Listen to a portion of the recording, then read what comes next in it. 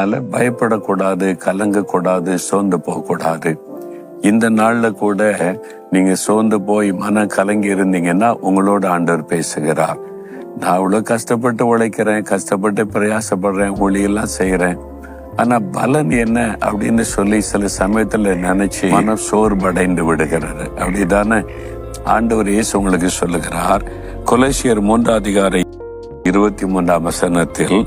நீங்கள் கர்த்தராகிய இயேசுவை சேவிக்கிறதினாலே சுதந்திரமாகிய பலனை கர்த்தராலே பெறுவீர்கள்.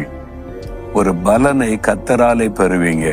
அவருக்காக தானே வாழ்றீங்க, அவருக்காகத்தானே நீங்க வேலை செய்றீங்க, ஊழியம் செய்றீங்க.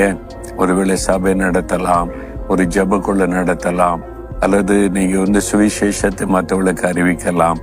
வேலை செய்கிற இடத்துல, பிசினஸ் செய்யற இடத்துல ஆண்டவரை மகிமைப்படுத்தி கொண்டிருக்கலாம். அதனால என்ன பலன் என்பதாக சில சமயத்துல யோசித்து நீ ரொம்ப சோர்ந்து போன நிலைமையில இருக்கலாம். கர்த்தராலே உங்களுக்கு பலன் உண்டு. கர்த்தருக்குன்னு செய்கிற காரியத்துல பலன் தராம இருப்பாரா? அதனால சோர்ந்து போகாதங்க. கர்த்தராகிய இயேசுவை சேவிக்கிறதுனாலே சுதந்திரமாகிய பலனை கர்த்தராலே பெறுவீர்கள். கர்த்தர் அதற்கேற்ற பலனை தருவார்.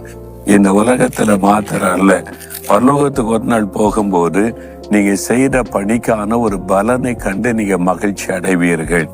அந்த வசனம் அதோட முடியல.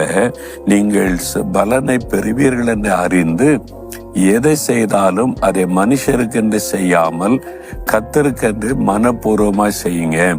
பலனை எப்ப பார்ப்பீங்க?